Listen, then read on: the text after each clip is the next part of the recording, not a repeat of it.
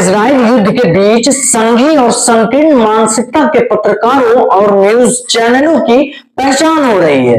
अपने आप को बिहार का सबसे बड़ा मीडिया प्लेटफॉर्म बताने वाला बीटी न्यूज बिहार भी मुस्लिम विरोधी मानसिकता वाला चैनल निकला।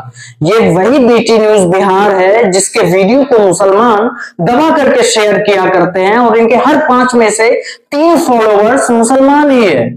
हम ऐसा क्यों बोल रहे हैं, हमारे पास क्या प्रूफ है, तो यह जानने के लिए वीडियो में अंत तक बने रहे और वीडियो को ज्यादा से ज्यादा शेयर करें ताकि मुस्लिम विरोधी मानसिकता वाले इस न्यूज चैनल एक्सपोज हो सके।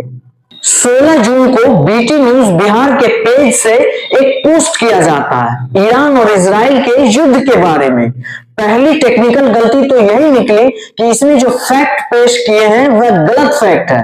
सबसे पहले हम वह पढ़ करके सुनाते हैं कि बीटी न्यूज बिहार ने वह क्या पोस्ट किया था।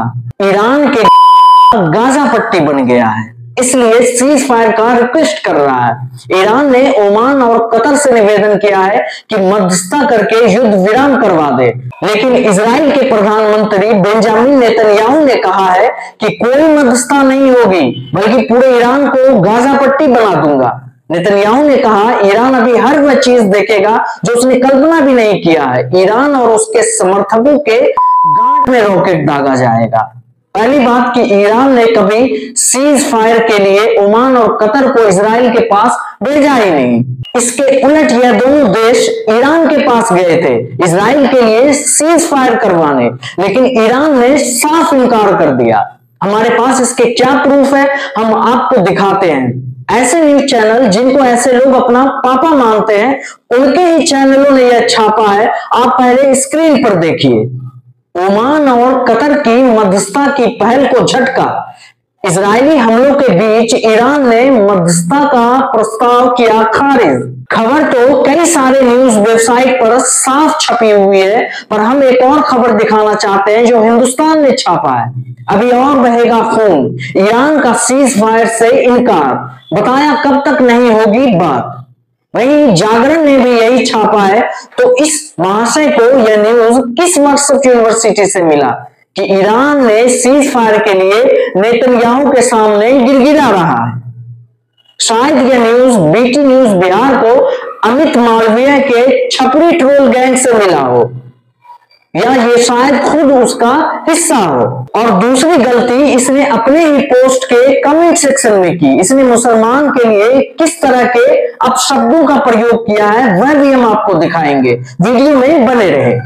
यह अपने पोस्ट के कमेंट में मुसलमान को सुअर खाने वाला बता रहा है। हालांकि इसने विवाद से बचने के लिए चीनी वाला शुगर लिखा है, लेकिन जिनकी मानसिकता गोबर वाली हो उनके मुंह से मिठास निकल ही नहीं सकता।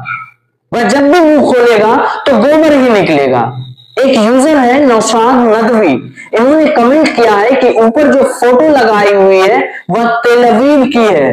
तो बीटी न्यूज बिहार ने लिखा है कि क्या मियां जी सुबह सुबह शुगर खाकर कमेंट कर रहे हैं क्या।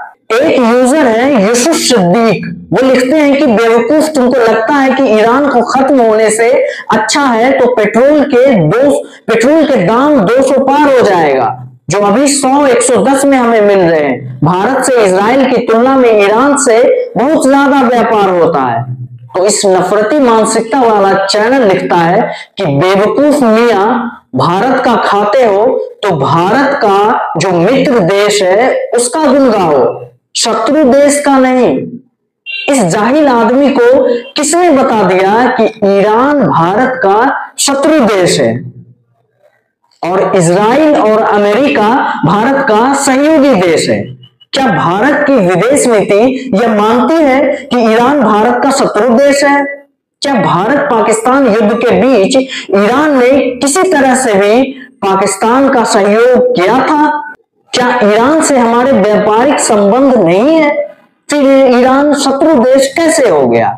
जब भारत ईरान को अपना शत्रु देश मानता ही नहीं तो यह न्यूज चैनल ईरान को भारत का शत्रु देश क्यों बता रहा है और अमेरिका और इजराइल को भारत का सहयोगी देश क्यों बता रहा है? जबकि अमेरिका ने भारतीय लोगों के हाथों और पैर में जंजीर बांध करके कैदी की तरह बर्ताव किया था और अमेरिका से इंडिया डिपोर्ट कर दिया था। पाकिस्तान और इंडिया युद्ध के बीच ट्रंप ने सबसे पहले युद्ध विराम की घोषणा कर भारत का अपमान किया था।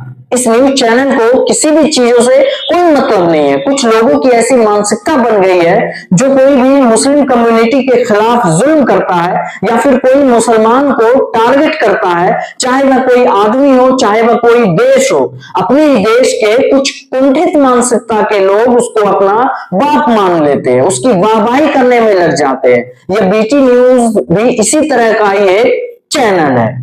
जाते जाते दर्शकों को कुछ तस्वीर दिखाना चाहते हैं। यह भी सच है कि इजराइल के इतिहास में जितना ईरान ने इजराइल का नुकसान पहुंचाया है, उतना दुनिया के किसी देश ने इजराइल का नुकसान नहीं पहुंचाया।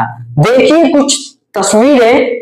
ईरानी हाइपरसोनिक मिसाइल ने इजराइल के शहरों को किस तरह से बर्बाद किया है, और यह तस्वीर देख करके इजराइल को बाप मानने वाले लोगों के पिछवाड़े में जलन होनी तय है। आप देख रहे हैं बिहार ई न्यूज। वीडियो पसंद आती है तो वीडियो को ज्यादा से ज्यादा शेयर करें। धन्यवाद।